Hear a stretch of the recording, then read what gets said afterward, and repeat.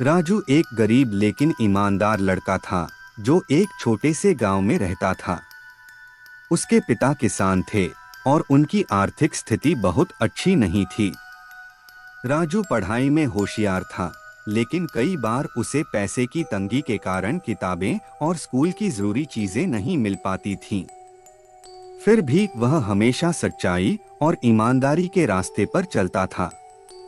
एक दिन जब वह स्कूल से लौट रहा था, तो उसे सड़क के किनारे एक चमड़े का पर्स पड़ा मिला। उसने पर्स उठाया और देखा कि उसमें बहुत सारे रुपए और कुछ महत्वपूर्ण दस्तावेज थे। इतना पैसा देखकर एक पल के लिए उसके मन में विचार आया कि अगर वह इस पैसे को रख ले तो उसकी बहुत सारी परेशानियां दूर हो सकती हैं।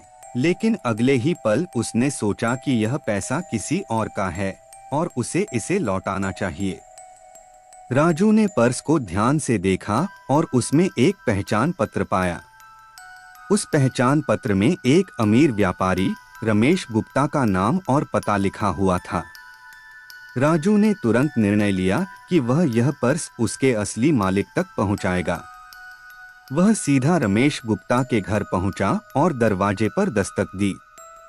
जब रमेश गुप्ता बाहर आए तो राजू ने पर्स उन्हें सौंप दिया और पूरी घटना बताई। व्यापारी यह देखकर बहुत प्रभावित हुए कि एक गरीब लड़का जिसे पैसों की जरूरत थी, फिर भी ईमानदारी दिखाते हुए उनका पर्स वापस करने आया। भावुक होकर रमेश गुप्ता ने राजू से पूछा, बेटा, तुम्हें पैसे की जरूरत थी, फिर भी तुमने यह पर्स वापस कर दिया, क्यों? राजू ने मुस्कुराते हुए जवाब दिया, मेरे माता पिता ने मुझे सिखाया है कि ईमानदारी सबसे बड़ी संपत्ति होती है।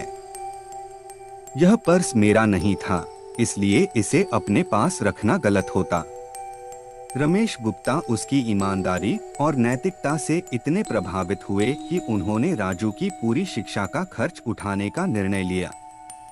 उन्होंने उसे एक अच्छे स्कूल में दाखिला दिलवाया और उसके परिवार की मदद भी की।